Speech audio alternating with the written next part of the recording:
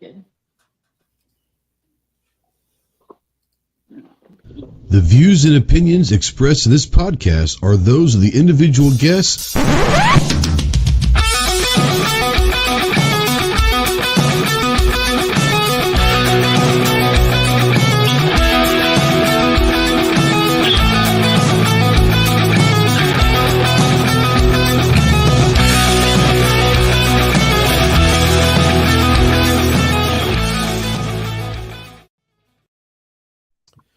What is going on, my Ghost Squad? Welcome to the Armed Citizen Podcast Live. This is episode number 279. We are live as always on YouTube. If you're out there in the chat, make sure you say something. We don't know that you're out there unless you do. We are having a great show tonight. We got some cool people joining us tonight. Got a couple maybe announcements to come up with. But before we do that, we've got to say hello to some people, pay some bills, and all of that stuff. So if you guys are out there and you want to text into the show, yes, you can text into the show. Utilize a Ghost Tactical Hotline presented by our good friends Rod and Shelly Gates at Aegis Gun Care. That number is 530-364-4678. Please go check out aegisguncare.com. You might see them in just a minute to begin with. So looking forward to that. If you're a veteran, really anybody, but especially if you're a veteran and you're in that hole, you're in the darkness and you're looking for that light, call me, text me, email me 24/7. I cannot give you medical advice, but I could probably be a pretty decent ear and talk you through some stuff. If you are looking for someone that can get you medical attention, remember two things. One, you are not alone in this fight. You have a lot of brothers out here that are willing and able to help you in any single way. And two, the world is a much better place with you in it. So please utilize the Veteran Crisis Hotline, 1-800-273-8255. Once again, 1-800-273-8255, the Veteran Crisis Hotline. We are spotlighting, as always, the United States Marine Corps. If you have any questions on what it takes to earn the title United States Marine, see the website marines.com. And as always, we're a proud member of the Self-Defense Radio Network. Go check out all your favorite pro-gun, pro-toy podcasts over at selfdefenseradio.net. Let me take it off of my ugly mug and say hello to our special guest tonight. All the way from Arizona, we've got John, the soulless ginger bastard. What's going on, John? Oh, it's a beautiful day here. It's only got really bad wind today, and we had the worst Super Bowl ever this week. I'm just saying, that was awful call. Okay. Go Chiefs, by the way. Yeah, I watched it. I see how that goes. Go Chiefs. Go Chiefs. You know, yeah, you guys were hosting the Super Bowl there in the Phoenix area. Is it a madhouse? I'm assuming it's got to be a madhouse, doesn't it? Well, not only were we hosting the Super Bowl, but Waste Management was this weekend too. So it was a madhouse, to say the least. It was great. It was great to have people out in the Phoenix area to kind of show off the city, and you know, it was just great to get the economy booming down here. It's always a good time when people are in town. Always a good time. Sure, something like that. Yeah. Riding shotgun is always with us, our quasi co-host at this point from the great state of Texas, the tactical virus. Leprechaun himself. What's up, Clove? Not a thing in the world, man. I hear you. Shotgun of the week. What is it? What you got? Not the very first pump shotgun. Okay. Nobody knows what that is, huh? Okay. I have no. You're asking me if I know what the first pump shotgun is. Come on, yo. That would be the Spencer shotgun. Oh, okay. All right. Same Spencer as the Spencer carbine, but you're probably not familiar with either. But that's okay. So, like, what year are we talking first pump shotgun? What year are we talking here? I don't know, 1880 or so. Okay. All right. Nice. Well, thanks for coming on. I appreciate you as always. We got some stuff we need to talk about later on in the show about next month. We got some announcements coming up for sure. But before that, let's say hello to you guys know them already. Most of you guys use their product already. I've been using it for years now. Now Aegis now. You guys know them as Rod and Shelly Gates, or as he says, Rod and the Boss Lady, our favorite boss lady. We are so happy to have Shelly and Rod, of course. But more importantly, we're happy to have Shelly here. Yeah, that's fine. Perfect. That's all you need to do, Rod. That you are perfect right there. But no, we want to say hello to Rod and Shelly. Thanks for coming on, guys. I appreciate you. Hey, thanks for having us on. I always love to come on and get the invite. Absolutely. There you go. Well, we're just happy. Like I said, we're always happy to have Rod, but we're ecstatic to have Shelly. Everyone, too nice, Trey. everyone likes Shelly a lot more than Rod. But that's Did he I think you even say that, Rod Trey? knows it. I think he knows that's the truth. He knows that's the truth. We put up with Rod. It's okay. It's okay. Well, I'm kind of fond of y'all too, so feelings mutual. Well, we've got some cool stuff to talk about with you guys. Hold on just a second. Woo! That snuck up on you. We got some cool stuff to talk about with you guys. Some things going on there.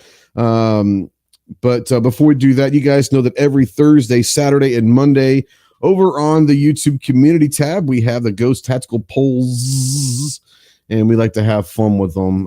So let's go take a look at those questions real quick. The first one was last Thursday. It's got 1.5 thousand votes. Of the top 5 best-selling handguns in 2022, which one would you pick as the best? Now, these are the top 5 best-selling handguns of 2022. You have the SIG P365, Glock 19, a Taurus G3C, a Smith & Wesson M&P 9, and the Springfield Armory Hellcat. Let's start with Rod and Shelly. Of those 5, which one do you like the best? Oh, I don't know. That's a hard choice. Well, you do have a P365. So Well, yes. I'd say Glock 19 out of those. All right, so we got a 365 and a 19 coming from Aegis. That's fair. That's fair. Ginger, what about you? You know, I actually voted in this one, and I'm going to go with the P365. I love the P365. It's compact. It's easy to carry. But the dark horse in this poll is got to be that G3C, because that is for the money and the bang for the bucks. That it's a good gun. It runs and it does what it's supposed to do. No, I don't have the G3C. I just have the regular G3, and that's my first Taurus, and I got that a couple years ago, maybe a year ago. I remember it was a year or two ago, and really have enjoyed it. Really is a surprise. Yeah, like a dark horse for sure. I think as far as like the striker fired, the G2 kind of, they figured something out in the G2 and then made it better with the G3. Like I said, I don't have the compact, but I have the full size G3 and really have enjoyed it. It is definitely a dark horse gun. So, I get what you're saying about the 365 and the Taurus. So it's all good. Clover, what about you? Of those 5, do you have one that you think is the best of the 5? Just the fact that Taurus is in that list, right? Like, says a lot. Yeah. Like, wow, Yeah. really? No, I mean, we're talking best-selling guns, and we're talking about a G3C that you can get for a couple $100. So Yeah, you know, that's true. That's it sold the hell out of them. But you know, the question is best. The question is not, best for the money. So, Sure. Glock. There you go. Now, G23, he knows the way to get banned so quickly. He says Ghost is afraid to put anything else but 9mm in the polls. First of all, that is not true. Second of all, I am not the one who came up with the list of the top 5 best-selling guns. It's not my fault that you pick a caliber to love that no one else likes to buy. That said, G23, you can probably find a lot of good 40 Smith & Wesson guns out there for pretty cheap because people are just trying to dump them at this point. Get on the train, find God's caliber, and enjoy it. So now Wes out there says the G3C grip is super comfortable. It is a really good, comfortable grip for sure. F&H says the SIG. Marcus out there says he likes the Springfield. Tim S out there says, "Hey, Rod and Shelley at Aegis Gun Care, great product you have there. It's always nice to hear that." G23 also says, "Aegis Gun Care, the best gun cleaners." I have to admit that I think so too. So yeah. As far as the poll, 1.5 thousand votes, 46% say the Glock 19. 27% say the Peace 365. In third place, you got the M&P 9 at 14%. In fourth place, you get the Hellcat at 8%. And then coming in dead ass last at 5% is the Taurus G3C. Now, I will probably say that of the 5, I personally would think that the Taurus would be at least above the M&P 9. I am a Smith & Wesson fan, but that M&P 9, I'm not so much. Not so much for me. I put that. I think they got it right for the first 3. I would switch the M&P 9 and the Taurus. That's just me. Just me. Well, the thing with the M&P 9, the first thing you're doing is putting an Apex in it. That's the first thing you're doing is get rid of that trigger. And a lot of people would say the same thing about the Glock 19, that you're going to go and switch out triggers too. But I will say this: is as bad as a Glock trigger is, it is much better than a stock M&P trigger. At least the last few years, I will say that. So yeah, you're probably right. And surprising that Taurus trigger isn't bad. Like, it's really not bad. If you're getting a gun for $250, yeah, it's pretty solid. So there's the first question. The second question comes on Saturday, and it's got 1.8 thousand votes.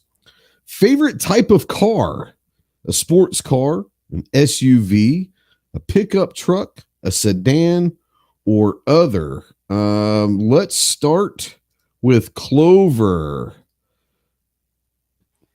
Favorite type of car? Favorite? I mean, it's got to be sporty for like favorite. Yeah. Sports car. Sports car. Yeah, I agree. John, what about you? Favorite type of car? I would have to say sports car, but specifically hot hatches. Oh, snap. Okay. I'm a hot hatch fanboy. So. Well, so what's your favorite hatch? I had a Civic or I had a Focus ST for a couple years. Oh, did you really? And okay. I loved it until the head cracked, and then that was the end of it. Yep. I think if you ask most people about hatch, they're going to say either the old Civic hatch, the VW Golf hatch. Those are actually pretty sweet, man. I'm not going to lie; those are pretty sweet. I think it's the Golf. I know it's a VW hatch, but I think it's the Golf hatch model. The Golf is great, but the most fun you can have in the Golf is the Golf R. The Golf R is a blast to drive around in. That one's got the upgraded engine, does it not? It's got upgraded engine, but the downside to it only comes in an automatic. Which, if you're a hot hatch fan, if you're a hot hatch fanboy, that and the car that I was going to replace my ST with, which is kind of like an unknown, is the Veloster N. The N is amazing. For those of you who don't know what it is, go look it up. The exhaust is tunable from the factory. So you can have the pops and the noises, but you can also cut it off so that if you're driving in your neighborhood, it's quiet. If you're driving out, you can have the pops and the bangs and all the cool stuff from the factory. It's a little switch. Nice. It's actually in the control because it'll switch. It also switches up the suspension. It switches up. It does a lot of things that sport mode, what you want in a hot hatch. But it does like track mode. It has all this other stuff, so it's pretty cool. That's my favorite car right now. Wes says the ultimate hatchback is the Gremlin. That's fair. I would say maybe Pinto. The Pinto's pretty salty. If it doesn't explode on you, if you live through the drive, the Pinto back in the old 77 Pinto, I think it was my family had one when I was I've seen some baby. I made it through my baby years, I don't know then with the Pinto. I've seen some tricked out Pintos on the drag strip that were pretty impressive for sure. Now here's the thing about the Pinto. The Pintos had decent engines in them. It was just they were just not great cars. They would go forever. I mean, that's for sure. If they didn't blow up, they would drive for a Yeah. long time for sure. Yeah. Yeah. Yeah, you get hundreds of Best thousands of miles on hatchback though, like altogether, my favorite hatchback, it's still considered a hatchback, is probably like a 260 or a 280 Datsun 260 or 280 ZX, the 260Z, the 280ZX. My dad had a 260 and then upgraded to a 280 in the 80s. And those are still considered hatchbacks because they are a hatchback. But man, I love the old Datsun Z cars. Man, those things were awesome. The Mitsubishis back in the day were pretty sweet too. The Mitsubishis were pretty good. Yeah, for sure.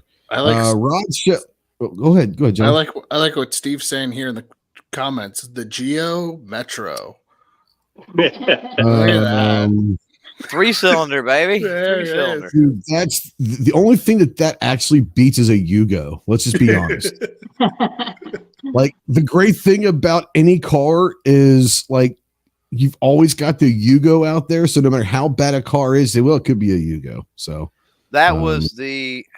I could be wrong, but I was watching something one time. There was a channel that does retro car reviews, and he found a pristine, like first model Metro convertible, and it was the Rally. I didn't know there was body, such a thing. And yeah, I had my sister-in-law. I think it was my sister-in-law had a Geo Metro convertible.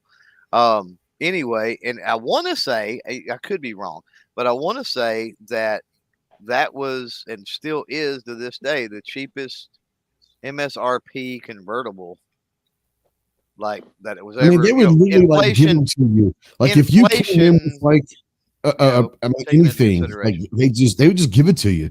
Like you came in with like a couple pots and pans, like hey, just take the car. Just take the car. Yeah, but I want to say you said even adjusted for inflation, if you take any of the convertibles of the past or whatever, like that's the cheapest production. Yeah, convertible that's ever come out. Ooh. Michael's got a 280Z in storage. We need to talk, my man. There you go. We need to talk. That might be something I'd be interested Hey, before we get too much farther, I just want to give a shout out to somebody in the chat. Joe Ducos just jumped in, the stock doctor. You guys ever need a new stock for a rifle? Look that guy up. He says, howdy, neighbor. Okay. He was saying howdy. I didn't know if he's like a neighbor of mine that I didn't know I had, but so he's your neighbor. Yeah, he lives across the street from me. Nice. Well, hi, Joe. Welcome to the dark side. We promise that we're going to try to not make you any dumber. We cannot guarantee that, but all we can do is say that you might have a laugh or two, but it's probably going to be an ultimate waste of your time. But thanks for coming on and supporting Rod and Shelly for sure. They're great people, great friends of ours, and all that. So, Rod, Shelly, favorite types of cars. I'm going to start with Shelly first. If you had a choice, what's your favorite type of car? Well, sports cars are fun. They look good. They're fun. Although, if you turn to the Beamer, I'm not sure about that. Sorry, Trey. But I would choose an SUV.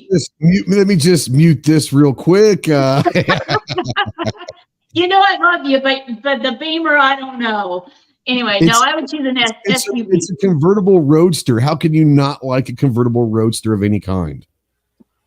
I watched it catch up with a couple of Mercedes and a Kia one time. So I was going about 120, 125 for several minutes to catch up. So that thing will fly. Well, Trey, you were the one happy she was on the show. How do you like that now? Yeah, can I take that back? Can we start over? I love you, Trey. I love you too. So Michael Dunn says a Miata. All right, I'll come back to that in a second. All right, so you love sports cars, you hate BMWs, but overall, what's your favorite type of car? I would say SUV. SUV. I want something that I can, like an all-terrain type vehicle that it can multi-purpose. Well, you have you can off-road it. You can not get stuck in snow or mud and all that. More importantly, you got a lot of room. My wife loves them. She's had them for a long time, except for her current car. She went back to a Camry. She loves Camrys. But she had SUVs for a long time. But she said that she always felt safe in them. Like she just Right. felt comfortable and just felt safe in them. So there's a lot to be said about that. Now Yep. she went back to a car when my daughter went to college. We didn't have to drive her around and do all that. So, but it is nice to have an SUV. I've got a truck to where we can get in and out of snow and mud and all that. But yeah, SUVs are great. Love them. Yep. Love them. Well, I think Rod and I are looking at the new Bronco. Okay, You like Ford? right on. Yeah, I've heard a lot of good. I know I've heard good things, and I've heard interesting things. Not bad about the vehicle itself. Apparently, there was a big problem with the roof or something. Maybe I'm sure they got that fixed. But when they first came out, there was a big problem with the roofs were leaking, and they wouldn't seal properly because they're like convertible roofs and all that. I don't know, but I'm sure they fixed that, since they first came out. But yeah, they do look great. I do like the Broncos for sure. Rod, what about you? I think I know which way you're going with this, but what's your favorite type of vehicle? Since I'm a redneck at heart, it's going to be a pickup truck, and specifically a Ford F-150, best-selling truck ever in the world. So you got to go with that. Now you're starting to make Clover feel good about himself here. Rod knows what's up. All I gotta say. I'm with you on this one, Clover. Bronco F-150. I'm not big into the new Broncos. I prefer the 90s, the OJ body style. I really dig. I really dig those. I don't know. The new ones just haven't grown on me yet. They look weird for some reason. But the Mustangs did that in the mid 2000s. That range, like the newest ones look good, and the early 2000s or so look good. But that middle one to me always looked weird. So Ford does some weird stuff. They changed just enough that it's like, I don't know that I like that. Yeah, I don't know the specific models on that Bronco, but obviously it's the really expensive one with the big off-road package and everything. I don't know if what do they call it, the Bigfoot or something? I don't know, but that one's pretty badass looking. Once you start adding fender louvers and or whatever they call them and all that kind of stuff to them and the big bumpers and everything else, you can make them look good. That's for sure. A buddy of mine has one. It's all blacked out. He had like an orange one at first, and it was really sharp. And then he traded it in because his wife didn't like the orange. So they got a black one, and it's called the Badlands edition. I'm not sure. There's probably several different editions. But it's the Badlands edition. It's kind of like more of the off-road. You got the sport, and then he says he has the Badlands. I don't know what the difference is between them all, but it's pretty good stuff. For me, obviously, I'm a sports car guy. I love SUVs. I've never owned a pickup. Not that I don't like them, I just have never owned them. For everything that goes on in my life, it was never a practical thing because either I like to go fast or I need to be able to haul a bunch of stuff. Like for my daughter, when she was traveling softball, we literally traveled across the country. We play in Florida one weekend and we play in California 2 weeks later, then up to Oregon, then over wherever. We literally went all over the country. So pickup wasn't conducive for that. So I don't mind pickup. I just never owned one. If I was going to own one, I tell you a couple that I like. I really love the Tacomas. I've always loved the style of a Toyota Tacoma. I love the new Ford Ranger. Those things are bad. They look really, really good. What was the other one? That was the Nissan, the big Nissan one. The Titan. The Titan. Those are pretty sweet looking trucks as well. My uncle's got a Titan. It's pretty tough. Yeah, those things are pretty sweet. As far as the poll goes, 1.8 thousand votes, 47% say the pickup truck, 24% say sports car, 19% say SUV, 8% say sedan, 3% say other, and the vast majority of those were vans. I think G voted, probably a couple hundred times and voted van. So, for the white van, the white Chester van, now someone brought up the Miata, a Digmia Miata. For you guys that may not know, I have a car channel that I started up. I actually started up about a year ago and then just kind of stopped as soon as I made it, just stopped. Because of everything was just busy in my life, but I went ahead and restarted it, rebranded it. If you're out there and you like cars, you like doing that, go check out the channel. It's called Speed Limit 155. I put the link out in the chat. Today, I just dropped a video called The Best Sports Cars of 2023 under $50,000. So, you like that? Go check out the channel. I'd really appreciate you guys. What the hell is under 50 grand? That was a hard list. Exactly. Like, what do you got on there? Like, holy Damn. crap. So, well, I mean, go watch the video, but I'll just say this. You're talking about starting MSRP, right? Base price. Base price of and some of these are base prices of like 30, to be honest with you. But yeah, there's some really cool cars over there. So, and the new Miata is on that list. So, just check that out and all that. But yeah, if you guys are interested in cars, I invite you to go check out the car channel, Speed Limit 155. The link is in the chat. So thanks. Do they have engines? That's a fair question. Under 50 grand, probably not. Probably not. They're just the frame. So it is what it is. And yes, what's a base price can get you into a decent car. Absolutely, it can. What's that, John? Well, somebody brought up earlier I think someone said the Metro had a 3-cylinder engine. Toyota has redone the 3-cylinder engine now for, I believe it's their Corolla Sport hatchback. It's a 3-cylinder, 300 horsepower engine. So it's 100 horsepower per cylinder. It's actually pretty cool looking. Interesting. Wow. Interesting. Our last and final poll question. Did you watch Rihanna's halftime show? Yes or no?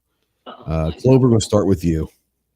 That's a negative Ghost Rider. Yeah, I figured that much. John? I did watch it, but I also thought she looked kind of like a lobster in the grocery store staring at you. A pregnant lobster, by the way. Just saying. Yeah. Rod, Shelley, did y'all happen to watch the halftime show? Okay, before she says anything, we watched it because she said we had to. I was ready to turn it off. I didn't say we had to.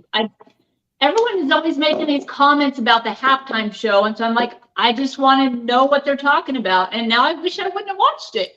Sometimes they're epic. Like, was it last year? Last year's was epic with Trey and Eminem and Snoop and Kendrick Lamar. I didn't like that one either. So that would have been better than this one.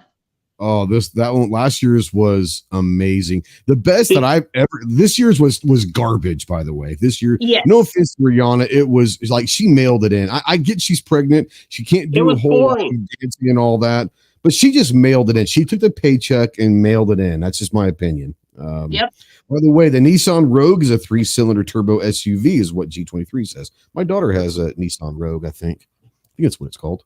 SUV. Well, they screwed up at the Super Bowl. They got it flipped up. They should have had Chris Stapleton doing the halftime show. Dude, was that not the best? Like, okay, second best. The best anthem ever is got to be Whitney Houston's back in the 90s. But Chris Stapleton, if you guys, just go, not now, but later, go on YouTube, Chris Stapleton national anthem, and it's amazing. And if you've never listened to Chris Stapleton, and maybe you should start. Yeah, I'm a incredible fan for sure.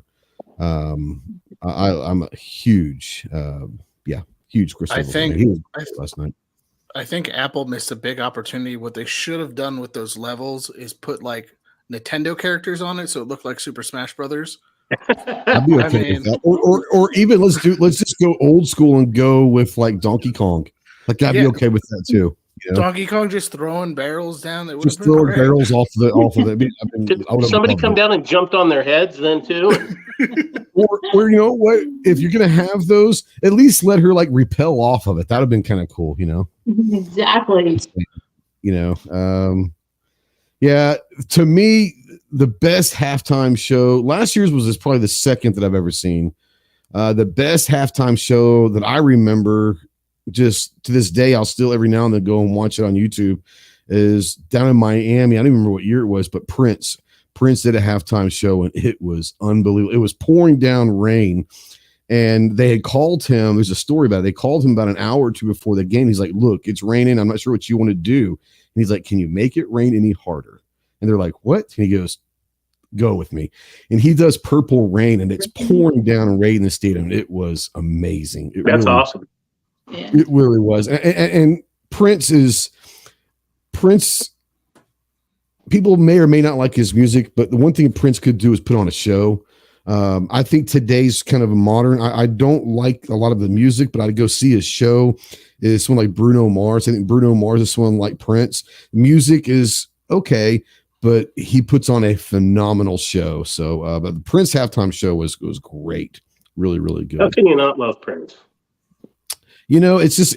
I think, the funny thing is Prince was a weird dude back in the day. And back in the early 80s, there was like two camps. You're either Michael Jackson fan or you were a Prince fan. Very rarely were you both.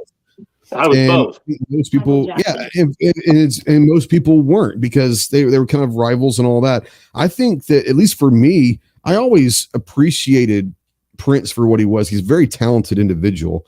But I really started listening to his music after he died, and really started like, man, he had some really great songs. Because right after he died, everyone was playing all of his catalog. And I was like, I forgot about that song. I forgot about that song. And it really, like, golly, he had so many great songs. But the one thing about Prince that people may not know or didn't realize it, he's probably a top 10 guitar player of all time. The dude could straight up play guitar, and it's unbelievable. G23 says Ghost Tactical was a Boy George fan. Not gonna lie, I was not indifferent to Culture Club. There were some good songs that Culture Club came out with. And by the way, Culture Club is going to be playing in Vegas for the next year. Just saying that. I mean, I can see myself at a Culture Club concert. I probably wouldn't go to a Culture Club concert, but I once again, like, I'm not gonna lie, there are a couple Culture Club songs on like my huge playlist. Just saying. Just for the experience. The Rolling Stone halftime show was not bad. It wasn't bad. It wasn't bad, but it's one of those things where I wouldn't go. I haven't ever gone back and watched it. You know what I'm saying? Like, I go back pretty frequently and go back and watch the Prince show. I watch the Eminem and Dre show a lot. The other one that's probably the best Super Bowl halftime show is Jetpack Man. Have you seen that one where the guy flies in on the jetpack? Oh, heck yes. That was my dad's scout leader for Boy Scouts. I don't remember who that was. Who was that? Who was that? I don't remember who the show that was. Like, who was the actual act? No, it was like back in there was no act. It was like when the halftime show was like, that was it. Oh, yes. That was it. Oh, okay. So the guy who came in, well, maybe there was some skydivers that came in or something. I don't know. There was something that happened about 10 years ago. I can't remember what it was. It might have been skydivers or something. Probably some SEALs that came in and jumped out of planes. The guy who did the jetpack was my dad's scout leader when he was in Boy Scouts. Yeah, he tells the story all the time. He's like, oh, that guy came in on a jetpack for the halftime show. It was pretty cool. Leaving on a jetpack. Big Al says it was Biden, except he missed it. He was supposed to land in Washington, and he missed it big time. He forgot where he was. So, yeah. Anyway, so yeah, 2/3 of you, 66% say no, you did not watch it. I actually watched it, and I wish I wouldn't have. Me too. I actually slept quite a bit during the first half of the I was tired, and I took a nap, and by the time I woke up, it was like about a minute left in the first half, and then I said, oh, let's watch halftime show. I really wish I hadn't, but it is what it is. And by the way, that was not a bad call. The guy held his jersey and then held his waist, and then admitted that he held him. Mm-hmm. So call. I understand that there are riots in Philadelphia.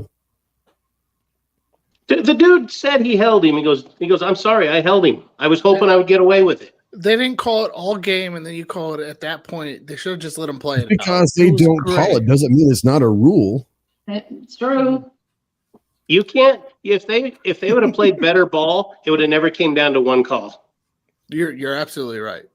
You're not wrong. That's true. And it's the Eagles, and they suck. So who cares? The offense went away in the second half. Like absolutely, like just went away.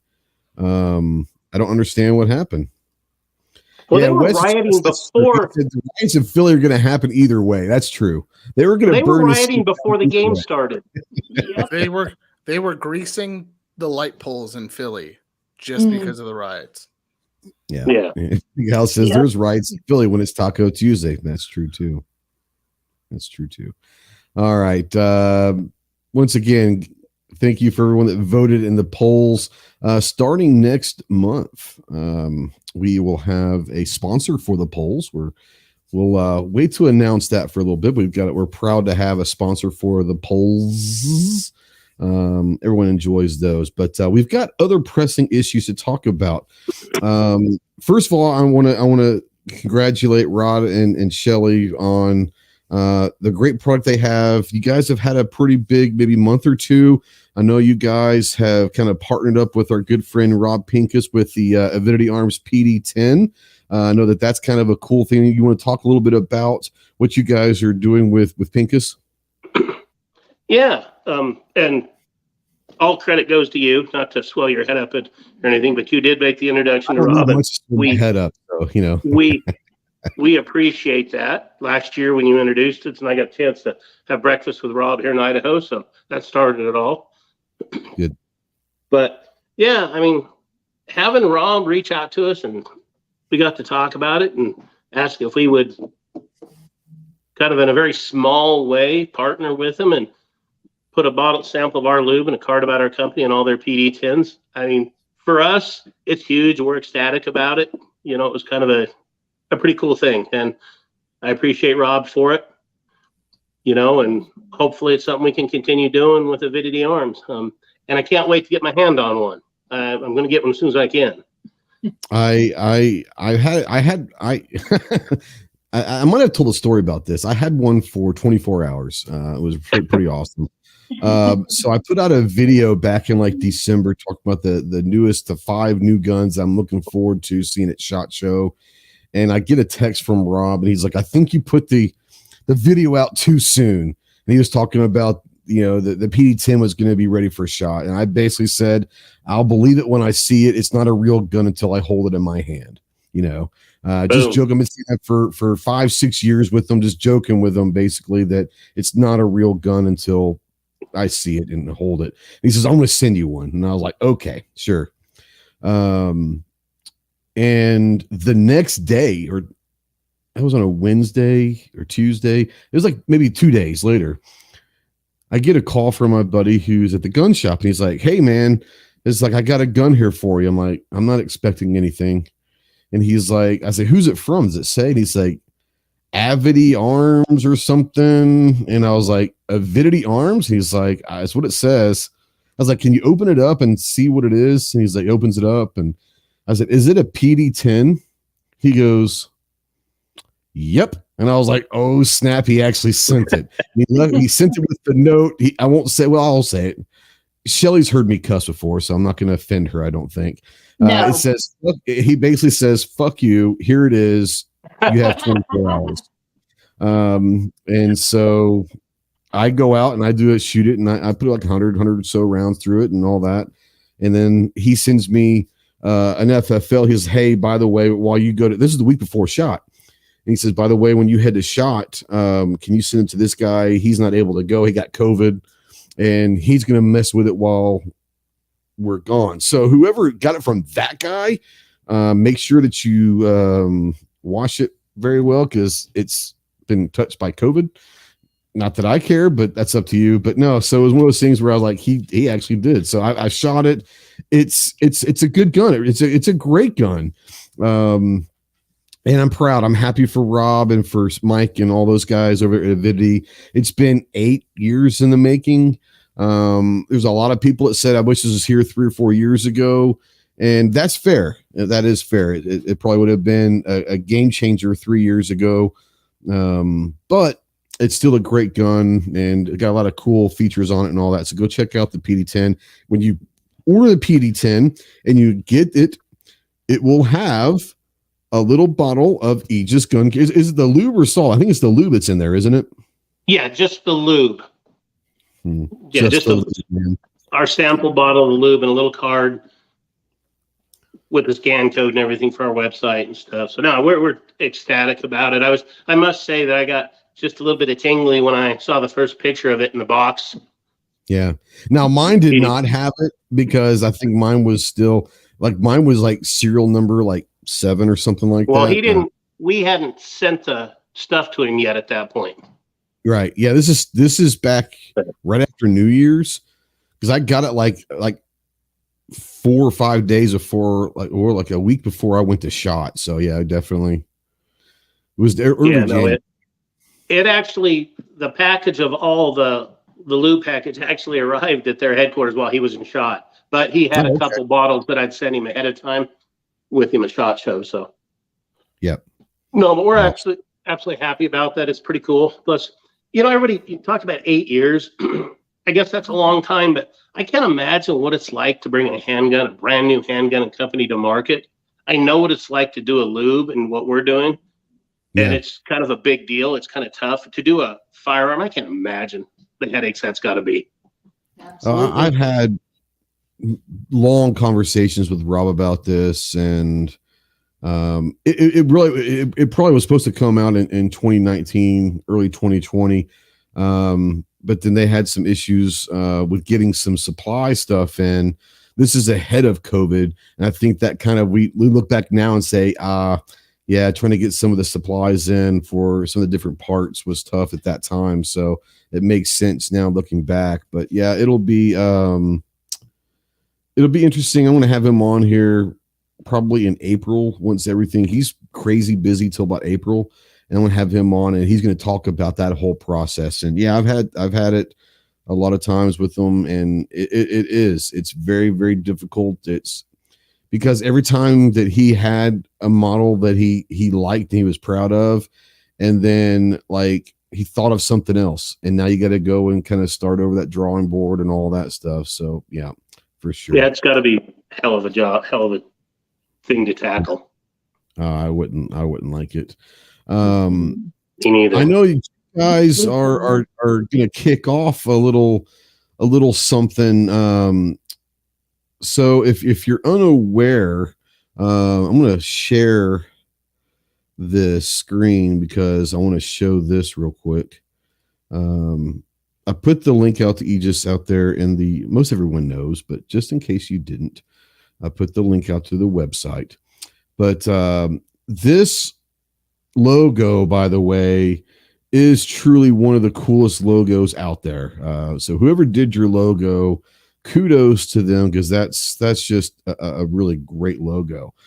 Well, he's amazing. Yeah, what's that? I said he's amazing. Jay that did our logo, absolutely amazing. Yeah. Oh, unbelievable logo, really is. The colors, everything is perfect. But you guys are doing a little competition out there. Now, I'm going to preemptively say that I am, how do I put this?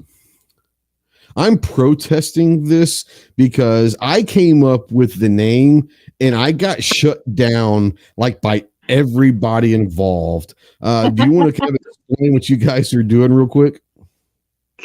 Yeah, what we're going to do is, I don't know if you have a picture of the new one. I probably should have sent you if you don't have it, but this is still going to be our official logo on our bottles and everything, but we had a graphic artist go back and add a full body Aegis Warrior.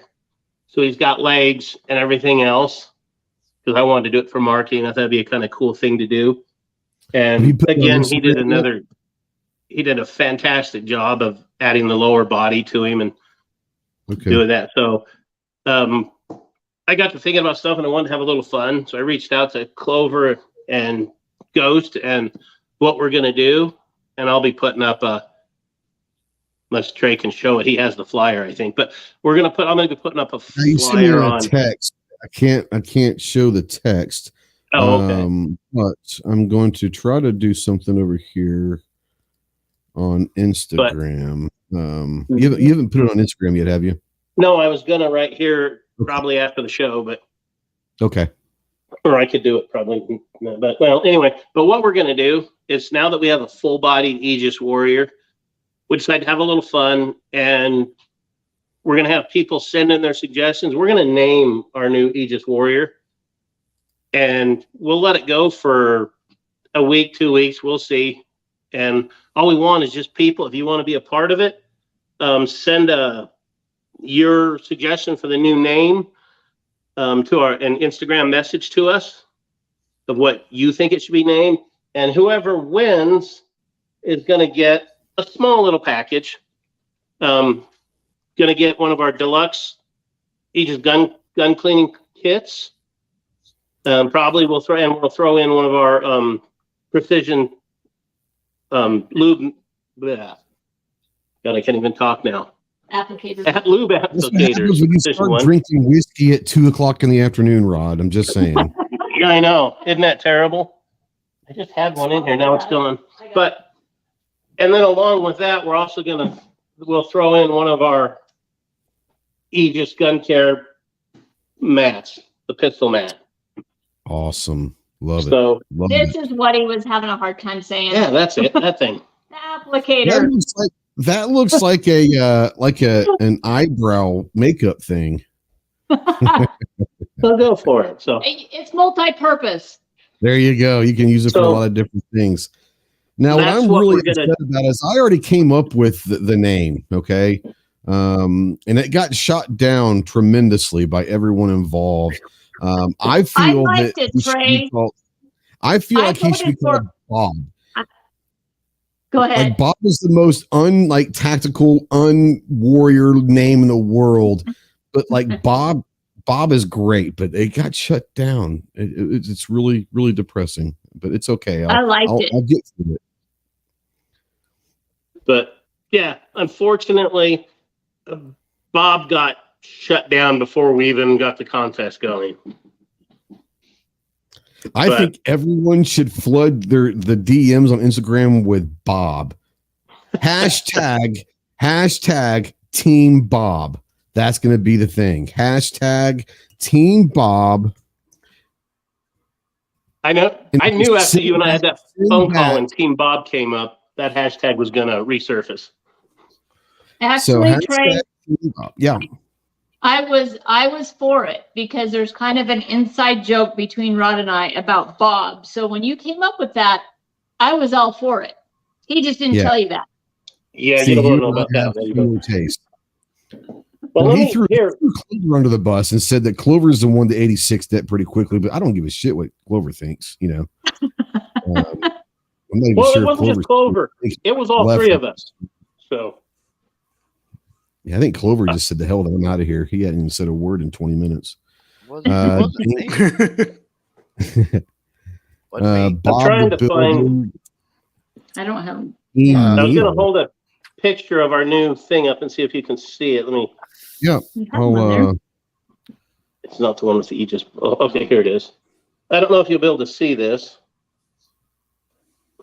It's got a thing in the way, but. Oh, that's pretty awesome. I love that. Yeah. That's great. It's not too bright, but that's the new one with the full. That's awesome. Yeah, I love that.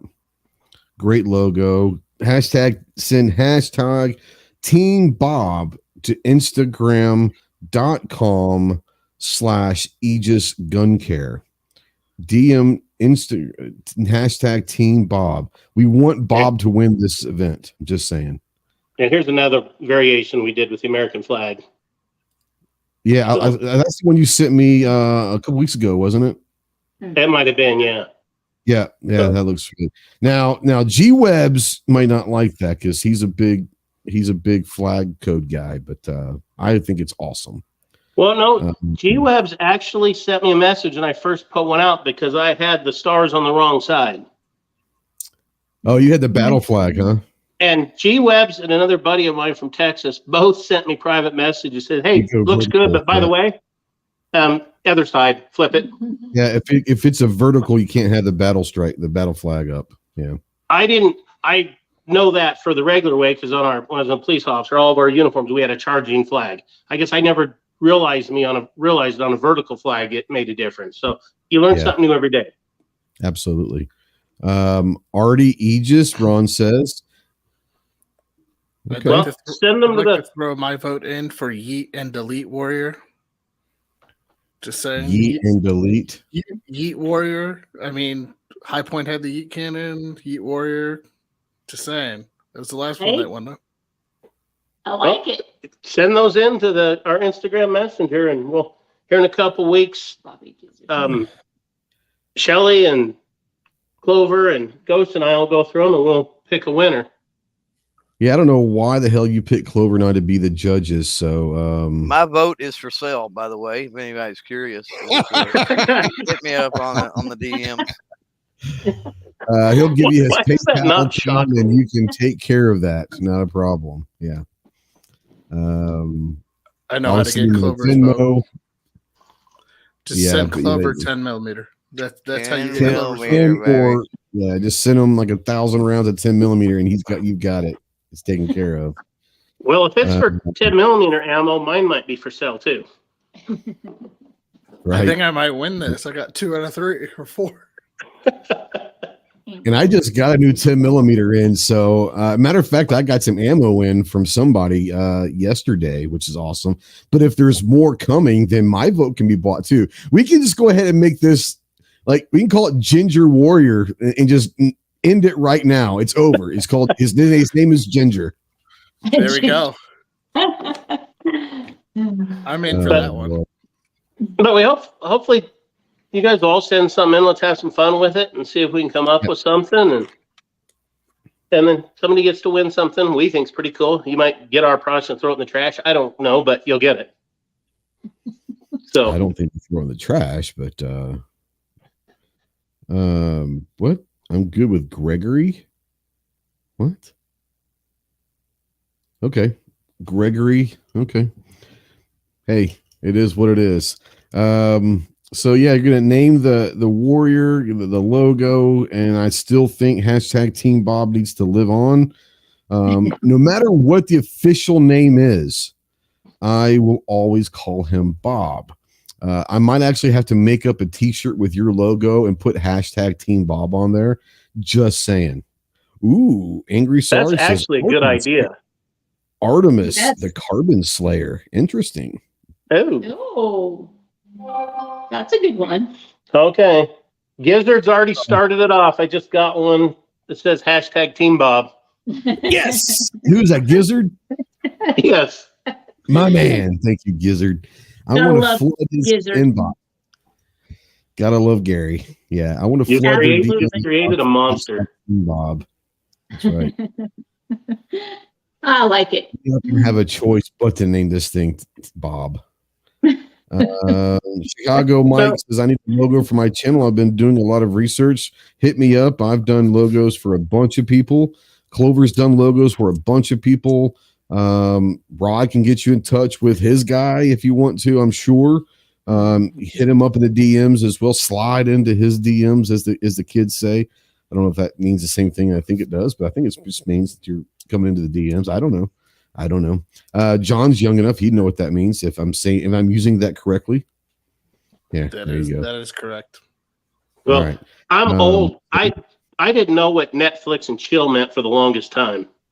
So, really, like I still use rad and dope. I think I might be the only person still use the word dope, but I use dope all the time. Still, rad still pretty. I use rad pretty good.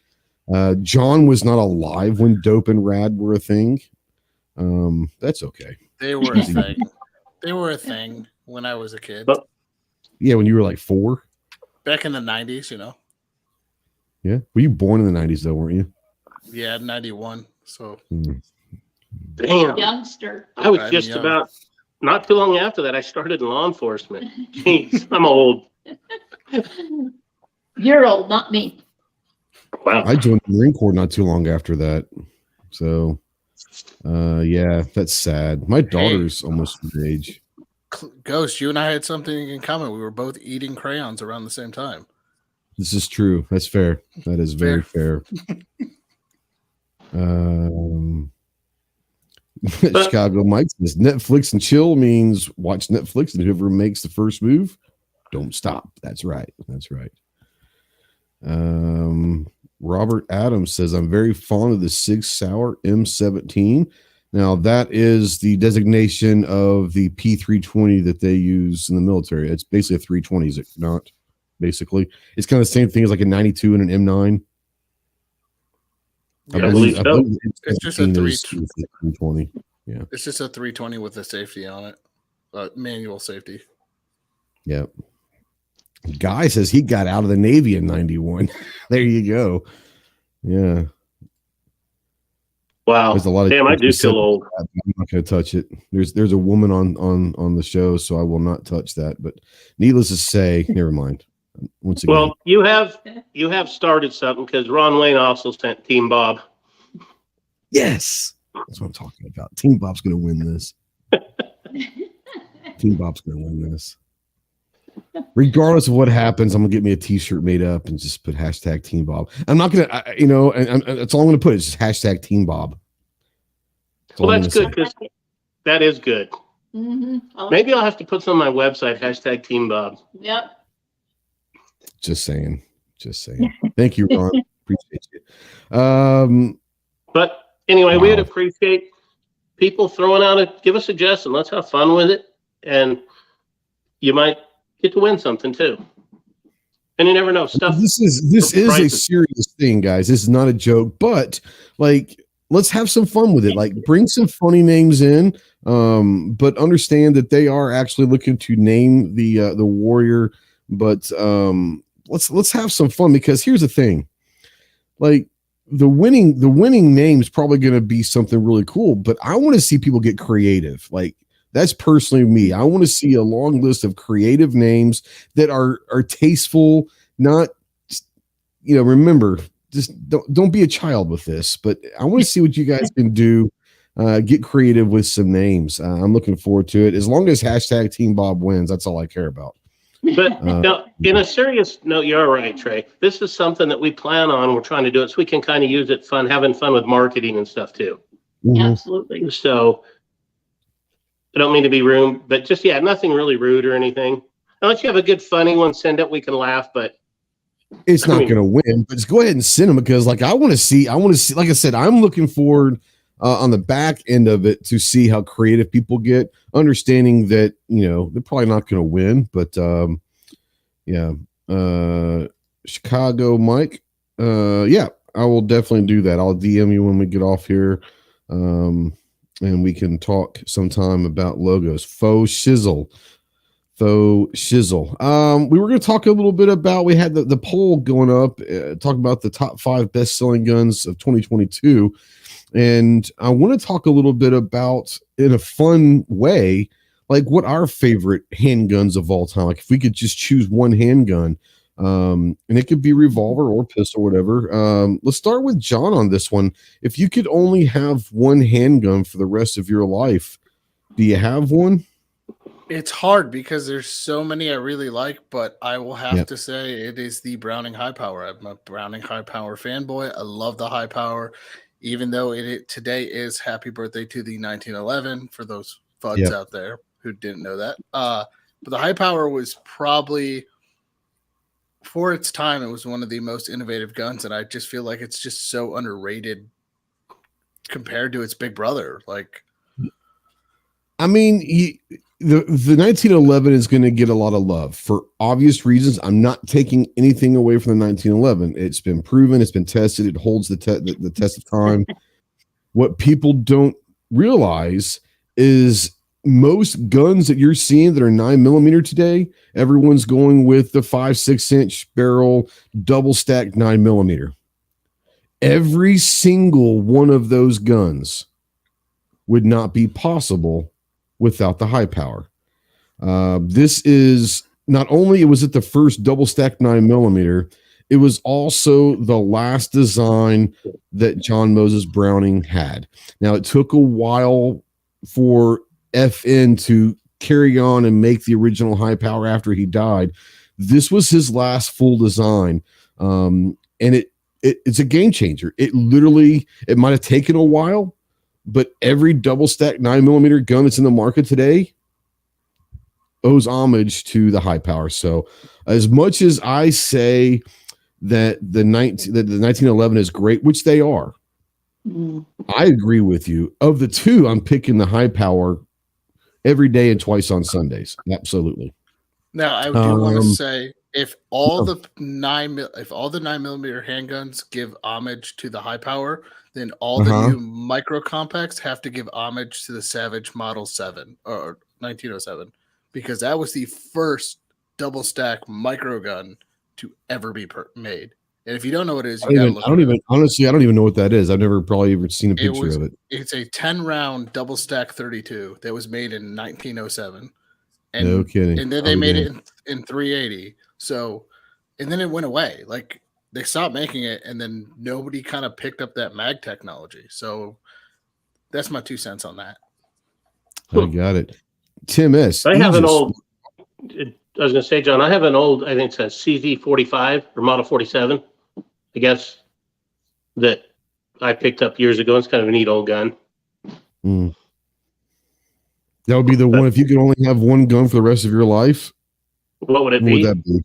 Yeah. Oh, gosh.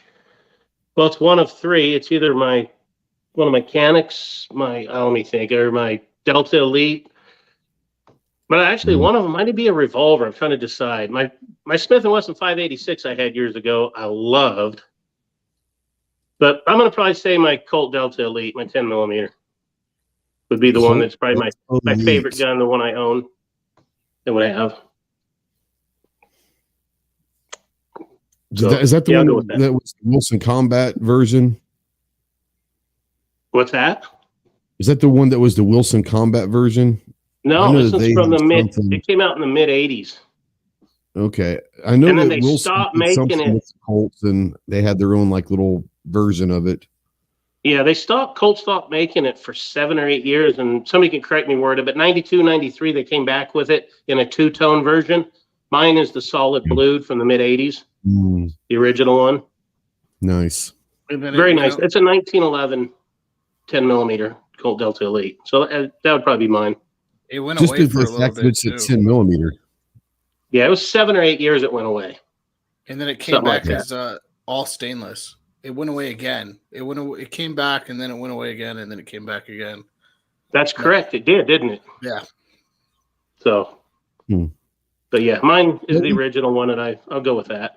Even though that 586 I had was a sweet revolver. No such thing. So yeah, just joking.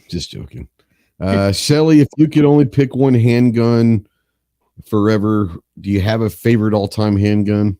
That's probably not the best question for me, just since I haven't had a lot of experience in a plethora of guns. So yeah, I mean, probably anything that I could get in my hand. Yeah. What's your favorite that you have right now? Probably my AR. AR. She's leaving the pistol. So the hell with that. I'm leaving the pistols. Yeah. It could be an AR pistol for all I care. You know. Well, there you go. Yeah. I don't disagree with ARs. I mean, if you don't like an AR, then you got problems. Just saying. Exactly. Clove, bring you in here. One handgun. Now he's probably going to go some weird ass shit that we've never heard of, because that's how he rocks. But Browning one handgun for the rest of your life, what would it be? Browning Buckmark. Ooh, good choice. Oh, not the way I thought you'd go, but yeah, I shouldn't be surprised with that. Rest of my life, like it's gonna be 22. I mean, yeah, I am getting a ton of Instagram DMs, so I'm not going to read them right now, but we'll see what that's all about. Close second for me would be Smith & Wesson 617. 617. Okay. Yeah. Which one was that? 22 revolver, 10-shot 22 revolver. Okay. Don't act like I should know that shit. Come on now. Just told you. No. Clover, you said the Buckmark. What makes you choose the Buckmark over like the Mark series from Ruger? Because and the every Woodsman? Buckmark I've ever seen has completely mopped the floor with any other thing in the competition arena until you get up into the high end stuff. So you'd say better than like a Woodsman or a High Standard? Oh man, high standards are sweet. Don't get me wrong. But yeah, if you're talking about just base models out of the box, Browning Buckmark, potentially the best trigger period on any handgun out of the box, period, like ever. So, and then accuracy is hard to beat as well. I mean, straight out of the box. And then, you start getting into the competition around me, you start tricking things out. And I mean, they're even more amazing. Ruger did come along. I mean, I when we talk about handguns as far as 22 and like precision competition or something like that, reasonable mainstream stuff. I put the Buckmark first, the Smith & Wesson Victory second, simply because they don't make the 40. 41 is unobtainable, and they don't make like the 422s or anything like that anymore, or 622s. And so I'd go Victory, and then I'd put the Ruger stuff actually third. I mean, they made some strides with that Mark IV, right? With being able to take it down, and it wasn't just a logistical nightmare. But when you get into the upper, made into the barrel, the thing, and the Rugers just get janky. When you start talking about being able to tweak them, you can literally take a stock Buckmark, do a sear spring flip, and a hammer sear polish, trigger hammer sear polish, and they're amazing. I mean, you're 2 pounds maybe on the trigger. You mentioned something though. I used to have some good guns at 422 though. Yeah, that was a sweet 22. Yeah, I've got two. I've got the 422 Target and the 422 Field, and I had 4-H kids that legit placed in competitions with those, and they're both stock. They had work onto them. It's an incredibly accurate gun right out of the box.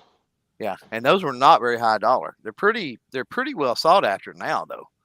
Yeah, that's another one I wish they wouldn't have got rid of. Yeah, the price has creeped up on those over the years. Do you guys know what the top 2 all-time selling handguns ever are? Glock 19 or 17. Okay, Glock 19/17 is third. Oh wow! I would say 1911 and Smith Model 10. Fourth. The Smith Model 10 is number 1. Yeah. And 1911 is number 4. The 1917. Do you know what number 2 is? Yeah, the Model 10 is the number 1 all-time selling handgun ever. This is America, not in the world. But do you know what number 2 is? It's got to be a revolver. I would say it's probably the Colt, one of the Colts. It's going to surprise the hell out of you. It's the P320. Yep. Negative. Oh. That might be this year or something. And then that's last year, but of all time, the Walther PPK is number 2. Oh, wow. That makes sense. The Model 10 is number 1. The PPK is 2. The 1917. Now this is according to the website that I found. So who knows? What's that? This is worldwide. It may be. I just sent a website when I was doing the poll last week. I saw a website and it came across like the best-selling handguns of all time, and I was trying to find for the past year. And number 1 was the Model 10, the PPK, the 19/17, and 1911, and then I can't remember what number 5 was. I don't remember what number 5 was. But yeah, the Model 10 was the number 1 best-selling handgun on the website that I saw, and it was like a legitimate, like it wasn't like John's website type GOM or something. It was like something. That would make sense. That would make sense. That's interesting because I had it on the launcher pop last night. But that the Model 10, technically that design's been around since 1888, 1889, and I mean you're talking about many law enforcement and worldwide. I mean that was a Model 10 revolver was used across the globe, in the hand ejector, first handgun I ever bought, and the MP, yeah, and they're still made today. That's one of the longest, I don't know if it's the longest production run on a specific, model, make and model. but it's definitely one of them, and so it doesn't surprise me. Now the PPK surprises me, but if we were talking U.S., that would surprise me. Worldwide, I don't think it surprises me. It might have been worldwide, but it was number 2 on the list, so I would have to, I guess, because I did a search for best-selling guns or top-selling guns in America 2022, and that popped up. But that doesn't mean that it wasn't a worldwide thing. So being that it was a Walther, that probably would make more sense if that was a worldwide sales type thing. But I just wonder how many of those they sold when the Bond movies came out. Because I'm sure that's when, I'm sure they sold a ton of them in the 60s, like for sure. Like that was probably when the height of the PPK, the 60s and 70s probably were. Now I think most of those were the 32, but they did have, I want to say they had some 25 models in the PPK as well, didn't they? I know most of them were the 32. They had then they had the 380, but I think they had some 25s back in the day. Now I might be mistaken about that. I don't know. So they had the 22, the 32, and the 380. The 25 was, I believe, the THP. Okay. So it wasn't the PPK. Okay. I believe so. I knew there was a 25 gun. I thought it might have been a PPK, but I know that most of them were the 32. Like when you talk about the PPK, most people are talking the 32. So now the 380s become popular. My God, my phone is absolutely blowing up. Y'all are killing me. It's just Chase. So it is. And I think he knows what we're doing. That's why he's doing it. That little, I shouldn't say little. It is what it is. So interesting. Let's talk caliber now. Only one caliber for the rest of your life. Rod, Shelley, you can only have one. It doesn't have to be a handgun. It could be rifle, whatever. Is there a caliber out there that you said that I can kind of do a lot with this? And what's the one caliber you could have for the rest of your life? What would it be? I'm going to go full on FUD and say 22 long rifle. Okay. Yeah, you could hunt with that, I guess. At least squirrels and maybe some rabbit. You could feed yourself with 22. So yeah, Shelley, do you have a caliber that you like? I mean, so I'll put it this way: your AR is your favorite gun. Is that like a 223 or what is it? Yes. So we'll assume that you'd be happy with 223 for the rest of your life if that's the only gun you could ever have. Yeah, I guess I'd say that. Okay, I'm surprised. Only because I haven't shot multiple guns. That's okay. That's okay. But one day, that's my goal. To shoot multiple various guns. Well, but also understand this, Trey. The first time she ever got to shoot a fully automatic weapon was with Charlie, and it was a 249. First time ever shooting fully auto. And then she followed that right up with an MP5 suppressed. That was fun. Yes, they are. Yes, they are. Snob said, Ghost ain't from the country. You can absolutely poach a deer the 22, allegedly. I don't hunt, so I don't know. Maybe you can. That may or may not have happened in my past. Yeah, may or may not. I have absolutely no problem with hunting. Go hunt. I just choose not to wake up at dark 30 in the morning anymore and wait outside in the cold to wait to shoot something that I could really care less about. I'll go to the camp. I'll go to hang out with you guys at deer camp or duck camp or whatever, and I'll cook breakfast for you. Just when you guys wake up at 4 o'clock in the morning, just let me sleep. And then when you guys come back from the hunt, I'll have breakfast ready for you. Anyways, Wood says, Snob says, facts. I've never done that, allegedly. Robert says he would choose a SIG M17. There you go.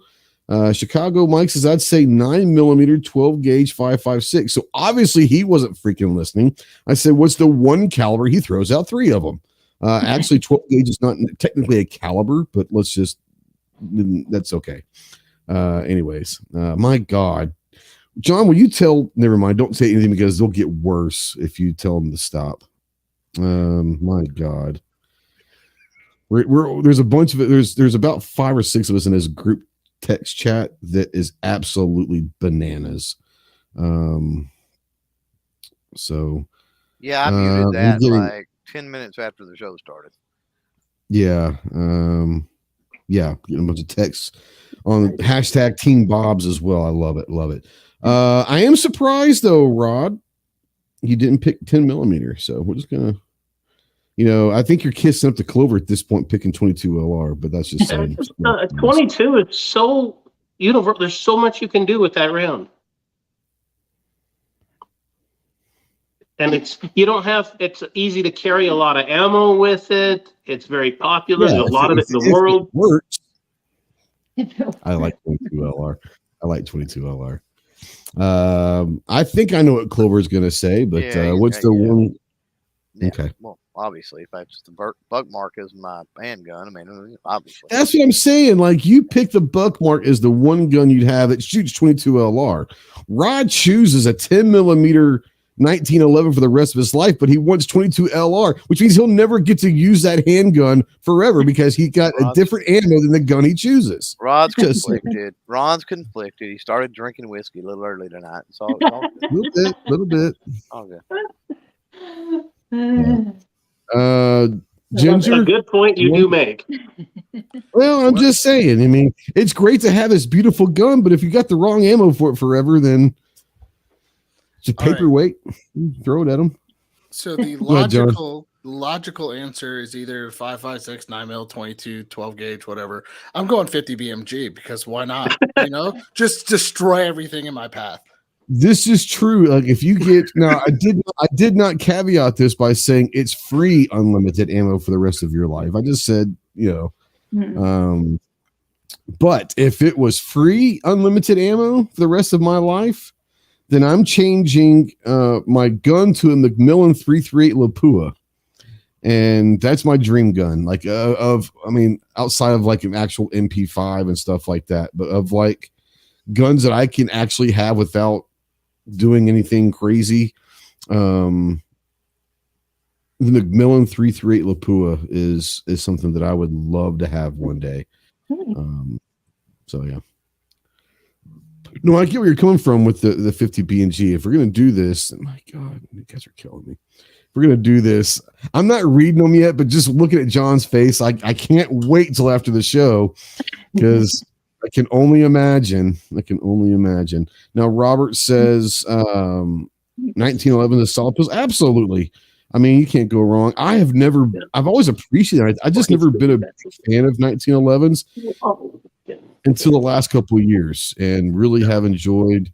I've got the Ronin 10 millimeter 1911 that I absolutely love, and then I've got the new Gerson 1911 and 10 millimeter. Love it.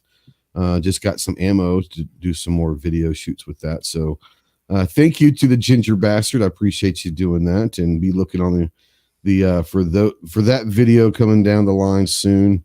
Love 1911s. For me, I never really answered my gun, did I? I think that, man, it's tough. If you would have asked me a year ago, I would have 100% said the Glock 19, like forever. Best handgun, one handgun that I would choose. As much as I'm gonna have to go with the Canik TP9 SF Elite. I'm seriously, I'm in absolute love with that gun. That's my favorite handgun. I tell you what, the Beretta APX is quickly climbing the mountaintop. That's a great gun. Give me a few months because I've just got a couple new Gersons that are in that I really am enjoying so far. But give me a couple months and I'll let you know how those stack up. But as of right now, man, I had to say the Canik and then followed by the APX. Now Mike says you lost me when you say a Glock, man. I'm not a Glock lover. I appreciate Glocks. I do have several Glocks. I appreciate what they are more from the fact that no matter what I do to a Glock, it's going to go bang. And the absolute worst time, it could be in mud, it can be whatever could happen to that gun. It's going to go bang. So there's a lot of respect for the 19/17, and history has proven that thing is just, it can take a beating and it can do anything you want it to do. It might be ugly. It may be boring looking. They may not have changed the design in 40 years. And I'm a Gen 3 guy. Like all of my Glocks, I've got 4 Glocks. I've got 2 19s and 2 17s, and all of them are Gen 3s. I love the Gen 3. I know that sounds weird. A lot of people don't like the Gen 3 at all. I do like the Gen 3. So that's just me. That's just me. My God. Well, you know, a high point goes bang all the time too. It does. Ghost, I'm going to raise your question and go, hey, if this is the only gun I can use for the rest of my life, am I allowed to upgrade it? Am I allowed to do things to it as my life goes on? I don't see why not. Would that change anybody's answer? Like, would you? I mean, if I was going to ask you what kind of car would you take, eventually you're going to have to like get new tires and you have to get new stuff like that. So, I mean, yeah, I would say that you would have to, you'd have the availability to upgrade, sure. And that's the thing about Glock. I mean, there's so many aftermarket parts for Glocks. There's so like Glocks are the Ruger 1022s of the handgun world. There's parts everywhere to upgrade pretty much anything and everything you want. But yeah. Well, let's go down this road. Team Bob. I'm loving it. I'm getting a bunch of messages. Team Bob. Not just handgun now. Start with you, Clover. If you could only have one gun, a firearm of any kind for the rest of your life, what would that be? I don't think it'd be the buck mark at this point. No, probably wouldn't be. I say that. Only have one. Let's do the caveat: non-NFA items. Okay, non-NFA items. Yeah, it wouldn't be an NFA item anyway. Yeah. Man, probably going one of my over under 12s. Interesting. This dude, A10 Warthog. Yeah. I was gonna say G23's onto something there. If I can't have anything, there's technically a gun, you know. If I can't have anything else, 12 gauge is pretty cheap. It's pretty easy to load with like literally some nails and some wood blocks, provided you got components. And a shotgun doesn't do. I mean, I don't know. I guess it's great for birds, right? You could throw some slugs in there and do some damage. Slugs. It doesn't really do anything else great necessarily, but it will get it done. So you put a slug in a 12 gauge shotgun and body armor ceases to exist pretty much. Just saying. Well, yeah, but if you're talking about deer and stuff like that, I mean, slugs. Deer would cease to exist too. No, but you got to drop and are you shooting slugs is kind of a whole different game too. Like, but you can use buckshot for that. You can use buckshot for that. You can shoot small game. I mean, like I said, it does all right. Defense that shark with a laser beam. That might win the internet tonight. Just saying, that might win the internet tonight. Best answer of the night so far. Sharks with laser beams. Hell yeah, I'm in. Ginger, one gun, non-NFA, one gun. What would it be? And we're talking unlimited ammo at this point, okay? Unlimited ammo, non-NFA items. You had to say non-NFA items. That's hurtful. I didn't say, because if it's NFA, I'm going MP5 and game's over. But I want to make it non-NFA because I want to be something that like you can go and get right now and not have to wait for stamps or anything. All right. So the logical choice is a Benelli M4, 12 gauge shotgun. Okay. Great. The illogical choice is a Gatling gun, 4570 Gatling gun. Just why not? Why not? You said whatever I wanted. That's not NFA either. No, it's not. That's a pretty damn good answer, actually. It's a pretty damn good answer. Would you mount like a thermal optic on that thing? Oh, yeah, why not? Why not? Do just If you're gonna go, let's just go. Just go thermal optic, night vision, mounted with that giant EOTech they put on the 50s. Like, why not? Right. G-Twist's monkey with an AK. That's fair. That's fair. Rod, Shelley, one gun, unlimited ammo forever. What do you choose? That's a good question. I don't know now. I've heard so much people say so many good things. Think about it, man.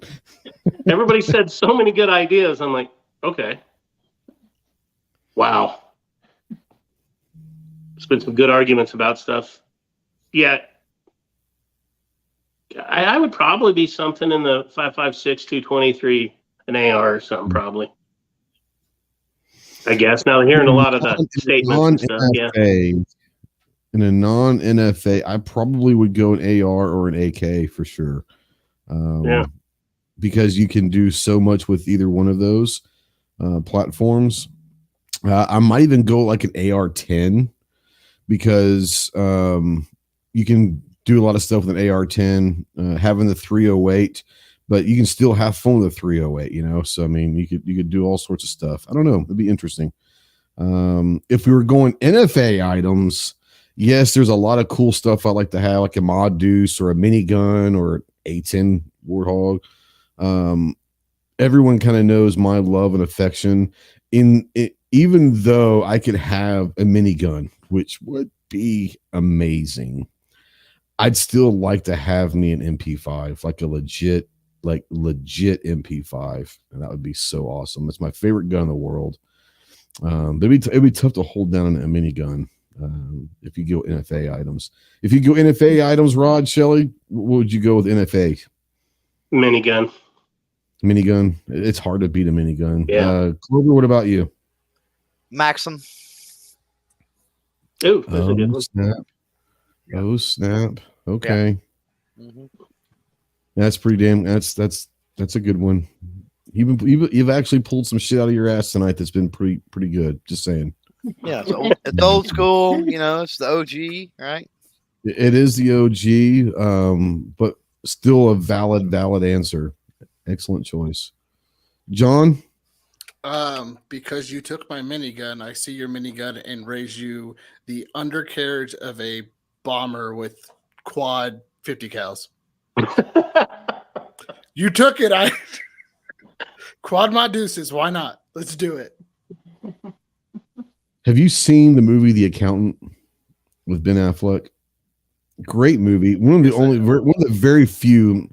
Not saying I don't like any of them, but one of the few movies of Ben Affleck's that I really have enjoyed. And they are at the FBI's at his house, and they find the cameras in the backyard, and they're like, you know, man, he takes this security pretty seriously. You know, it's interesting. He's got all these cameras in the back, but there's none in the front. Like, you would think that that's where he'd want to, you know, have the security. And the next scene, they open up this curtain, and there's a freaking minigun pointing out the garage window. You're like, that's why he doesn't need cameras in the front yard. Homie's got a minigun. So yeah, absolutely. It's been about an hour and a half. I want to give. I'm going to let Rod, Shelley go last. Let them plug. I want to start with Clover. I know that you got a big week this week with the. Well, before we do that, people have been hearing about this, and maybe it's a rumor or not. I don't know. But eventually, here in a couple of weeks, we are going to have the Ghost and Clover podcast officially launch. So be looking out that for at least the first few episodes. I think we're going to stream it on my channel and on his channel and on the Ghost and Clover channel.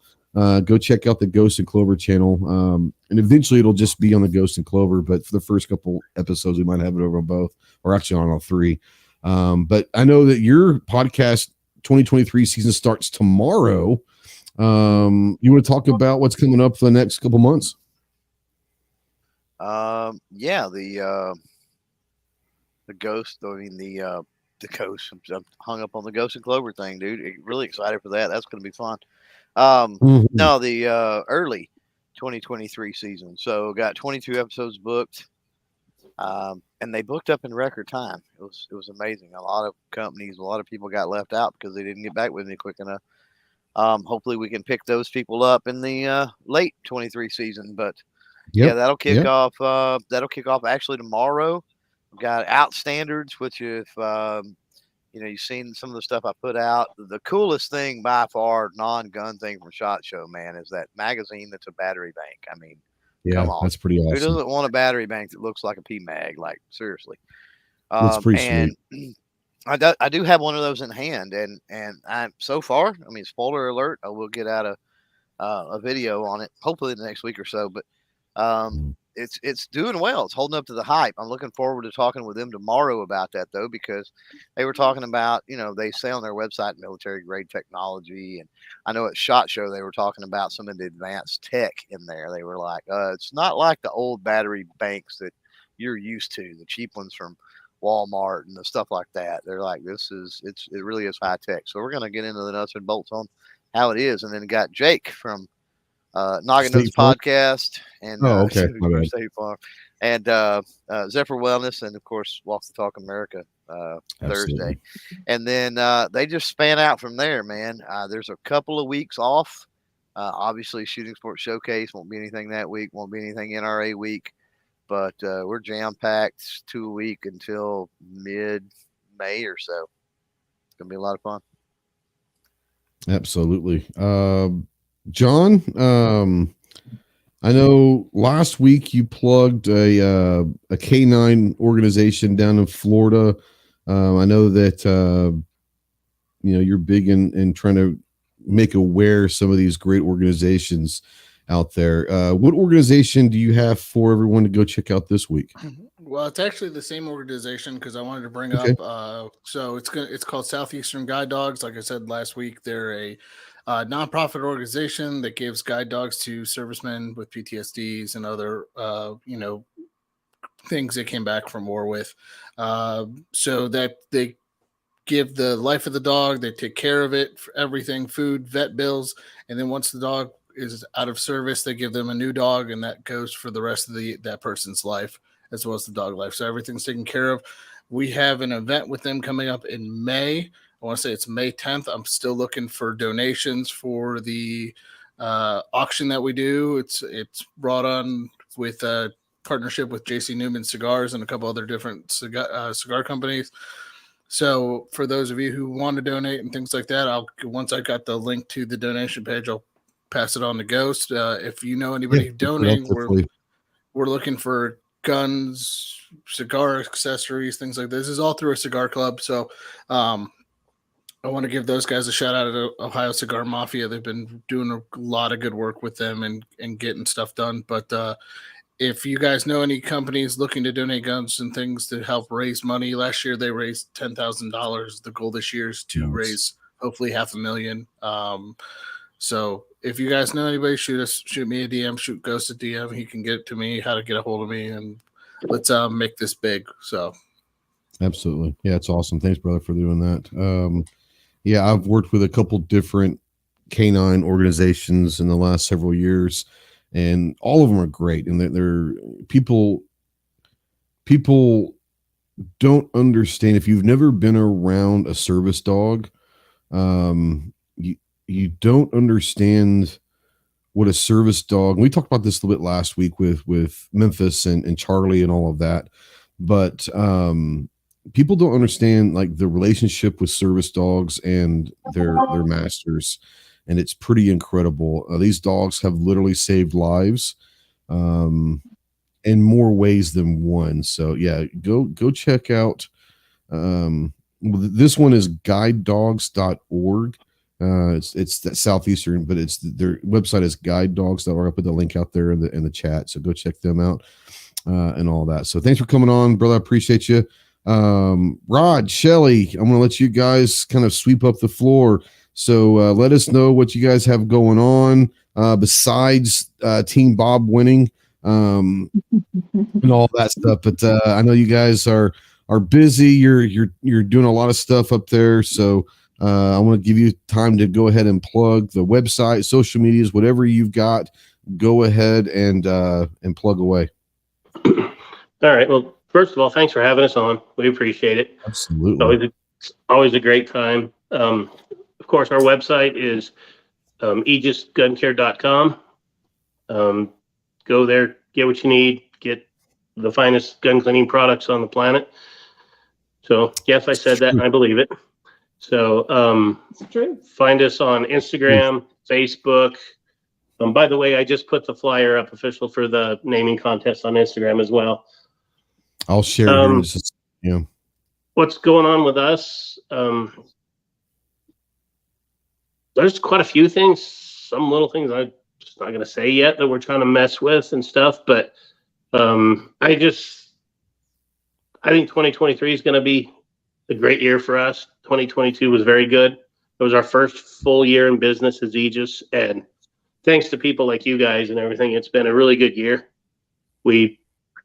Business has been good. I mean, we're not millionaires yet, but things are going good. The business is running kind of by itself, so that's you got to be thousandaires before you're millionaires, man. That's just the way it goes, So last year was really good. We just looked better. We got to improve our product last year with doing the thanks, Snob. I can say the same about you and your better half too. He's not lying. He said Snob out there says this show would have been much better with more Shelly and less Rod. He's not lying. He's not wrong. No. But like I said, we improved our product, which made a good year, and we're just looking for some good things. We got some partnerships that we're looking at, and one of the cool things that I really like right now is, we're still beating down doors trying to get gun shops to carry our products and this and that. But what started to happen in the last couple months is we're actually having companies reach out to us wanting to do something with us, want to collaborate with us, want to do something. And that's kind of humbling. It's kind of cool. So absolutely, we're just trying to go that route. And I can't thank all you guys enough for the support. I mean, we started Aegis Gun Care on this channel, and since then it's been pretty good. It's easy for people that know you and Shelly. It's very easy for us to support, not just because the product's great, but I mean, like, you guys are our friends, like you're friends, not just acquaintances of business and all that. We talk on the phone quite a bit, and I mean, you guys are friends, your family. So it's pretty easy to support that, especially when you have a product that is legitimate. And we've been fans of the product for a lot of years now. And we're very happy. We're very happy for you. We're proud of you, and we can't wait for the future. I'm sure Clover and everyone out there that uses this stuff and have been friends with you for as long as we have will attest to that. The one thing that I will say is, and you mentioned this when you were talking, is about gun shops and all that. So if you're out there and you've used this stuff, and once you use Aegis Gun Care, whether it's the solvent, the lube, but the combination of everything, once you use it, you understand what we're talking about. We don't have to sell it anymore. It sells itself. But if you have used it, why wouldn't you want everyone to know about it? So let me ask you this, Rod, is if someone is out there and they would like their gun shop to start carrying it locally, can they just email you guys or have the gun shop email you? And if so, what email address should they have their gun shops email you if they want to start carrying it in their local shops? Yeah. No, it's great. Yeah. It's pretty easy. aegisguncare@gmail.com. And if a gun shop wants to do us, but I get it, we're new, people are skeptical, and there's also this thing that people think bigger is better. And I hear that all the time. So what makes you better than Brand X, this, and this? They've been here forever. They're huge. Try it. Bigger doesn't always mean better. It's just it's not the case. But if anybody wants their gun shop, have them reach out to us. We have a vendor pack. I don't think I have one. We have a little vendor pack, just a bottle of lube, bottle of solvent, information about our things, a business card, and a little zippered pouch that we give to vendors. Because I want them to try our stuff. I want them to use it, play with it, and be familiar with it before they make the decision to put it on their shelves. Because it's great to put it on your shelves, but if it puts on your shelf and you don't know about it and why it's better, and you don't promote it, and it doesn't sell, or you put it on a back shelf, that doesn't do the gun store good, and it doesn't do me any good. So we want them to play with it and try it. and we'll send that out to them for free. Yeah, then give it a shot. I truly do believe, and I think that Clover, you can jump in here. John, I don't know if you've ever used Aegis's products or not, but I'll say this: I feel comfortable in saying this. That anyone that will listen to me, that will try it, I feel comfortable that once they try it, they will say that it's the best solvent and lube they've ever used. That's just me. I'm not saying because they're my friends. I'm not saying because of anything else. It truly is the best that I've ever used. And I feel comfortable in saying that. All you got to do is try it. Clover, I'm sure you're the same way. Maybe a little too good, if that's at all possible. But yeah. I mean, that's a thing, though. I mean, it really is. That's a thing. Sometimes, and Rob, we've had 2-hour-long conversations on different things, and there are some good products out there. There are some products that are really, there really are products. There's some really good products out there. But this is as good or better than anything I've ever used. I'm not saying it's the best in the world, because I haven't used every product in the world. I've used a lot of them, and I will say it's the best that I've ever used. That's just me. And it's hard to know what else the best of. It's like right now with our new formula, we have, and I'm going to put this that I know of, but we have the lowest coefficient of friction that I know of any lube on the market. Now, that doesn't mean some of them don't. A lot of companies don't give that information out, what their coefficient of friction is. And I don't know if that's just their secret or it's because they have a high number and then they don't want people to know. I don't know. But that I know of, we have the lowest coefficient of friction out there. So, and if I'm wrong, I'm wrong. Yeah, I don't know if you want me saying this or not, because I don't know if it fits into your marketing plan. I've used the lube on a lot of different things, on squeaky doors, on fence things. I mean, all stuff at the golf course. I'm not gonna lie, that lube it's better than any WD-40 out there. I mean, it works in a lot of different. I hope that doesn't mean but there are multiple uses than just firearms. Yes. Well, let me real quick. I know we're gonna try to get out of here, but you made me think of something that I'm gonna throw out there. I haven't published this or said anything about it yet, but there's a local gun store here in Nampa, and the gentleman that runs it is well respected, is a bolt action guy and everything. Months ago, I took him our products and I gave him the samples like I do everybody and asked him if he'd carry our products. Months and months he played with it, he messed with it. I went in about a month ago. He said, "Well, I'm not going to carry your products in my store." And I was shocked. I'm like, okay. He goes, and the reason why is he goes, "I'm switching over to doing a lot more air guns than I am actual firearms." Oh, okay. He goes, "But let me tell you something." He goes, "We have some very good competitive air gunners around here shooting." He goes, "We have been playing with your lube," because I guess air gunners, at least competition guys, they soak their pellets in lubrication and then put them back in their can before they shoot. Well, they started using our product, and now he said it's the best lubrication their shooters have used for their pellets for their air guns, and he now stocks our lube in his store just for that reason. That's awesome. So, which I thought was pretty cool, and I always love it when somebody else does R&D for us. It's cool. So, which doesn't surprise me, having a low coefficient of friction. So, but that's something that's pretty cool. Absolutely. That's awesome. The name of the store is Shooter's Bench here in Nampa. If anybody needs anything like that, go down and talk to Joe down there. He's a great guy. So yeah, it's like I said, I mean, I've used it on a lot of different things. Now Wes out there says he's used it on knives, fishing reels, and other stuff. I mean, it's legitimate. It's legitimate. Well, our lubricant was used in the Florida Triathlon on a triathlete's bike on their chain and everything. I didn't even think about that, but hell yeah, that would be amazing. Yeah. Yeah, one of our good customers, his wife's a triathlete, and she used it on her bike in the Florida Triathlon. So, I'm sorry. You guys got something good going on. Oh my! You have no idea. But anyway, this way. Yeah, go ahead. That's where I don't know if Shelly has anything she wants to say. I'll shut my mouth so I can make Snob happy. Let the boss lady do her thing. Damn it.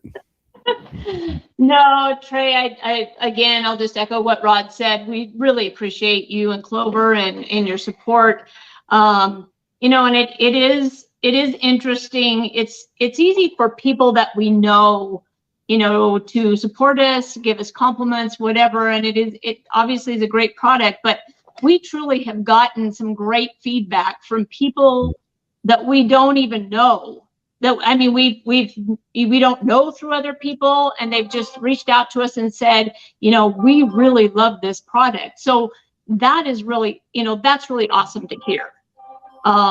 And Trey, thanks for bringing up the multiple uses. I mean, when we're at gun shows that we go to, we've had people buy the product and then come back and say, "Hey, I was using your lube on our freezing locks on our gates, and it's been on there for 2 weeks now, and it hasn't even, it still works. It's not freezing like the WD-40 did or whatever." So, that feedback's really nice to have and to hear. Speaking of freezing, if anybody hasn't, go to Rogue Banshees.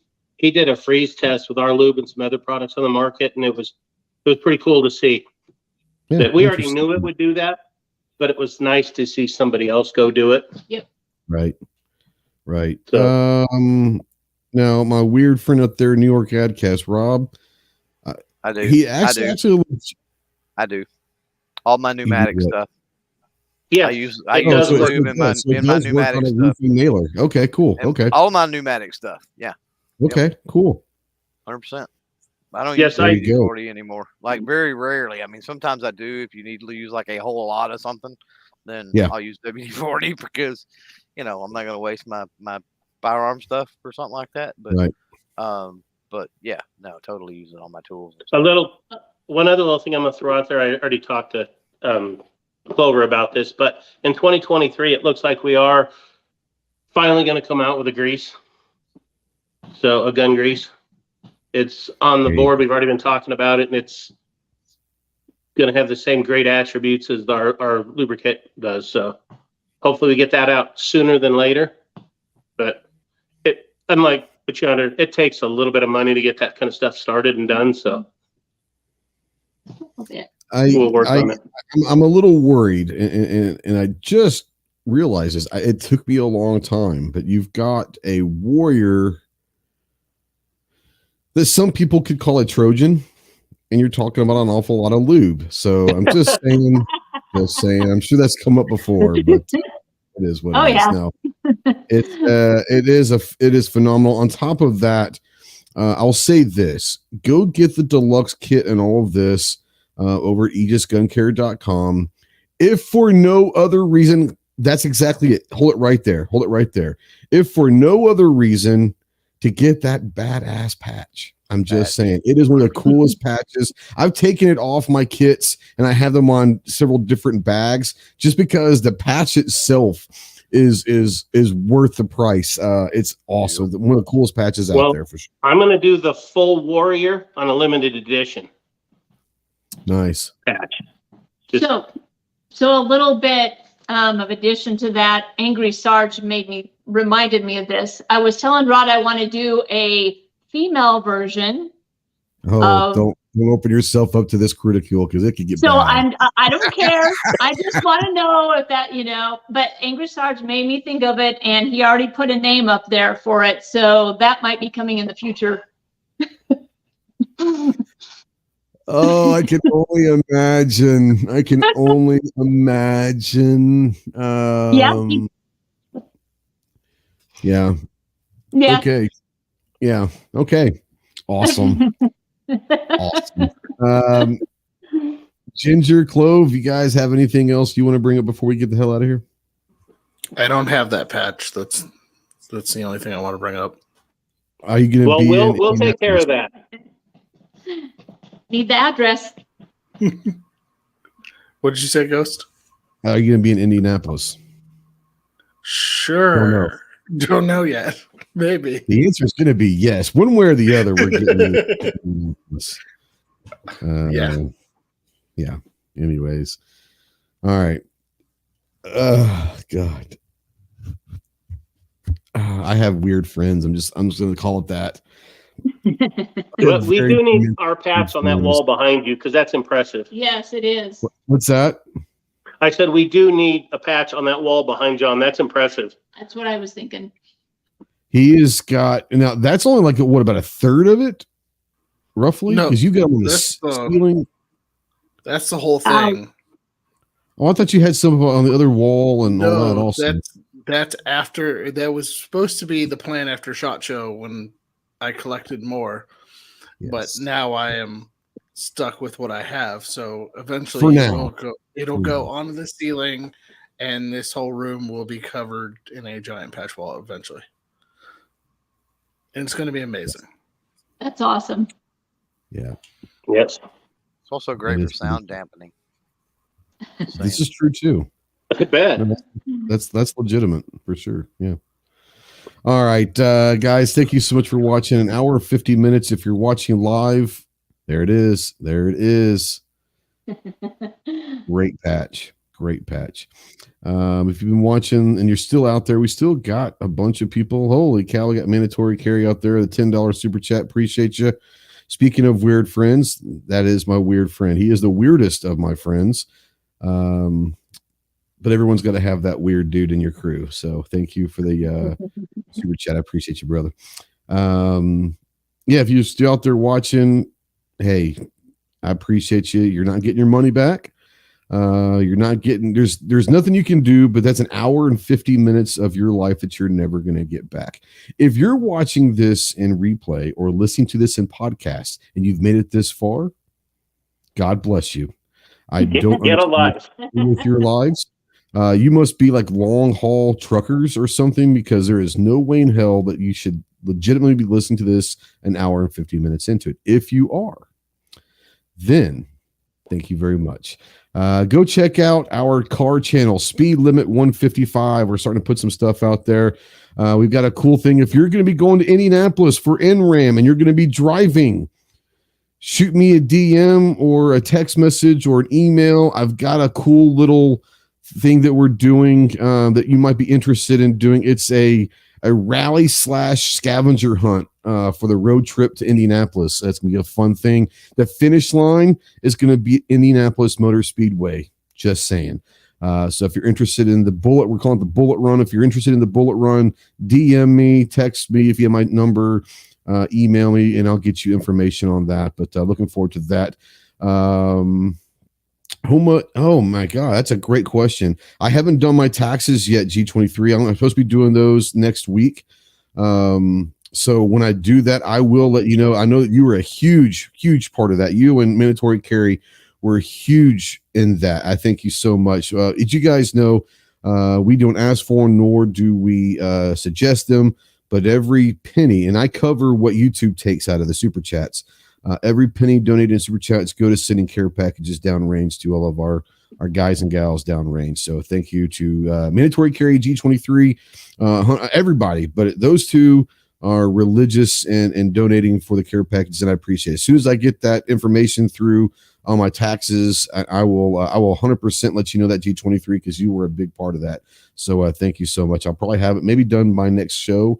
So I'll let you know as soon as I get that done. So absolutely. Thank you for everything. Big question of the night. Snob says, are Rod and Shelly going to Indy? No, we're not. We'd love to. Party poopers. We'd love to.